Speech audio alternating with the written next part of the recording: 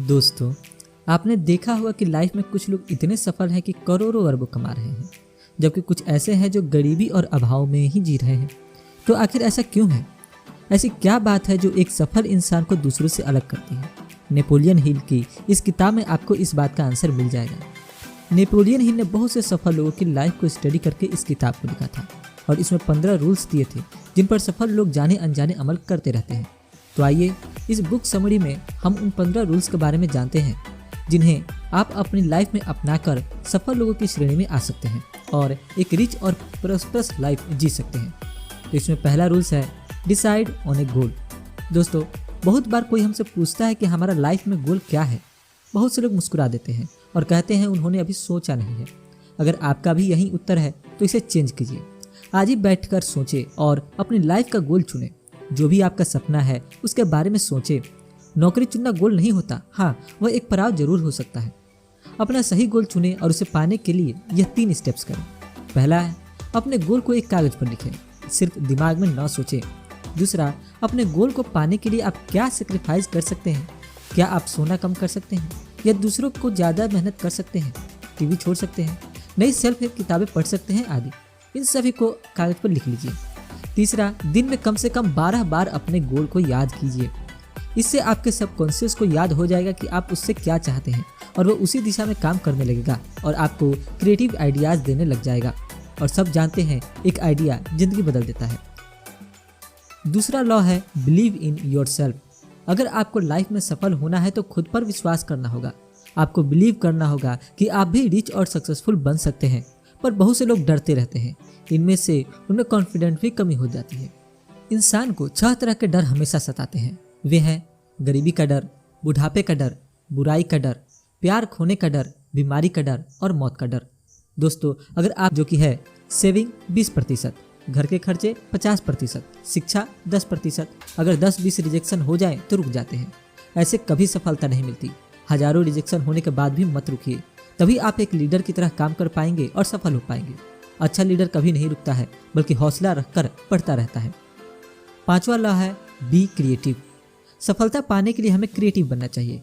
Creativity वैसे तो जन्मजात होती है, लेकिन जिंदगी के एक्सपीरियंस भी आदमी को क्रिएटिव बना सकते हैं। जो दुख या सफरिंग हमें मिलते हैं उन्हें भी हमें नई आइडिया आ जाते हैं। जब हमने कोई प्रॉब्लम झेली होती है तो कई बार दिमाग में उसका सॉल्यूशन भी आ जाता है। ऐसे ही किसी प्रोडक्ट की भी डिस्कवरी हो जाती है। क्रिएटिविटी बढ़ाने के लिए ऐसी चीज़ें सोचें जो आज तक किसी ने न की हो। हमारे आसपास काफ़ी सारे एग्जाम्पल्स हैं जिनसे क्रिएटिविटी पता चलती है, जैसे Facebook, WhatsApp, Instagram, Twitter, hotels, Ola, Uber आदि। तो आप भी अपनी क्रिएटिविटी बढ़ाएं, लेकिन जिस तरह तानसेन बनने के लिए पहले कानसेन बनना पड़ता है, वैसे ही आप जितना हो सके अच्छी किताबें पढ़ें। 6ठा रूल है बी एंथुसियास्टिक। कोई भी काम हो उसे जोश के साथ करें। बहुत से लोग काम का नाम सुनते ही चेहरा लटका लेते हैं। जब आप अपने काम में रुचि ही नहीं रखेंगे तो पूरा कैसे होगा? इसके लिए काम को स्टेप्स में बांट लें, बीच में ब्रेक लेते रहें, काम को मजेदार बनाएं और हमेशा बोले आई लव माई जॉब। 7वां लॉ है डेवलप सेल्फ कंट्रोल। आत्म संयम सीखें। जोश से आपका काम फास्ट होता है, लेकिन सेल्फ कंट्रोल उसे सही डायरेक्शन में रखता है। जैसे सुबह जल्दी उठे, कहीं भी जाना हो टाइम से पहुंचे, काम को अधूरा न छोड़े, टाल मटोल न करे, बंक न मारे, गॉसिप न करें, फालतू का टीवी न देखें, सोशल मीडिया से न चिपके रहें। ये सब ऐसे काम हैं जिन्हें करने या न करने के लिए आपको सेल्फ कंट्रोल रखना होगा, तभी सफलता मिलेगी। अगर कोई लेखक सारा दिन टीवी देखता रहे तो क्या कभी नॉवेल लिख पाएगा? या कोई सीईओ टाइम से ऑफिस ही न जाए तो क्या कंपनी की ग्रोथ हो पाएगी? लाइफ में सफल होने के लिए मस्ती मजाक का सेक्रीफाइस देना पड़ता है। एक बार सफल हो जाए फिर जैसे मर्जी लाइफ जिए। 8वां लॉ है do more than you are paid for. पैसे के लिए काम न करें बल्कि सीखने के लिए करें। मान लीजिए आपको कोई कंपनी लगानी है और आप वैसे ही किसी कंपनी में जॉब कर लेते हैं, तो वहाँ पर ऐसा बर्ताव मत कीजिए जिससे लगे कि आप सिर्फ पैसा कमाने आए हैं। जितना बोला जाए उससे ज़्यादा करके दें।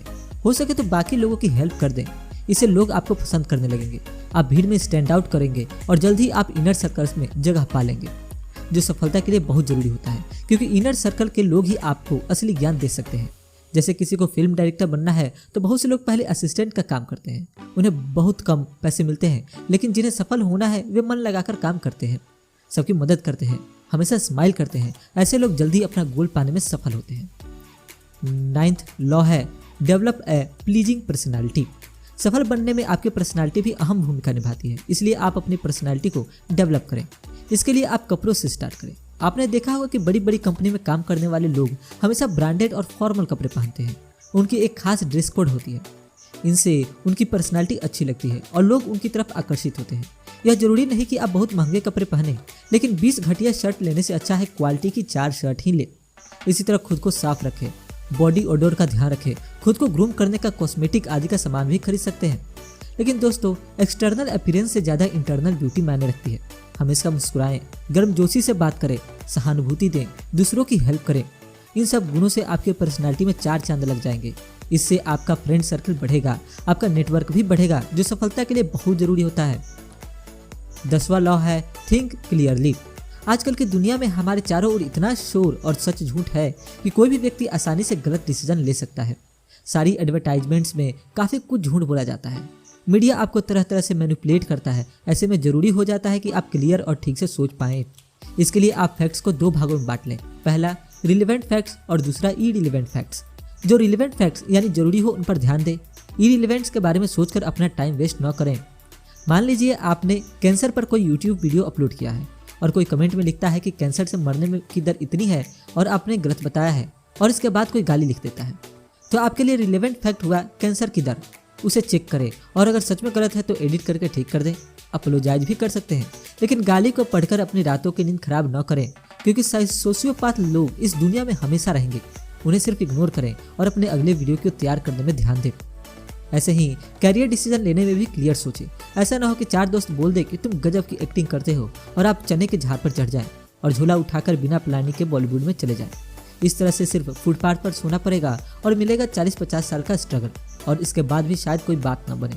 इसलिए क्लियर सोचें कि आप में सच में टैलेंट है या लोग सिर्फ आपको दोस्त होने की वजह से एग्जैगरेट कर रहे हैं, क्योंकि थ्रेशोल्ड टैलेंट तो सब में ही होता है। सफल बनने के लिए आपको टैलेंट थ्रेशोल्ड से ऊपर जाना चाहिए। 11वां लॉ है कंसंट्रेशन या फोकस। सफलता पाने के लिए आपको अपने गोल पर पूरी तरह से फोकस करना पड़ेगा। अर्जुन और चिड़िया की आंख वाला किस्सा तो आपने सुना ही होगा, उसे ही फोकस कहते हैं। कुछ लोग आपने देखा होगा पहले एक बिजनेस स्टार्ट करते हैं, अगर वो न चले तो अगले महीने उसे छोड़कर एक नया स्टार्ट करते हैं। इस तरह साल में 36 बिजनेस कर लेते हैं। ऐसे लोग अंत में बर्बाद होकर रह जाते हैं। ऐसा इसलिए होता है कि ऐसे लोग फोकस करना नहीं जानते। इसलिए दोस्तों, सबसे पहले अपना मनपसंद गोल चुनें और फिर उस पर पूरी तरह से जुट जाएं।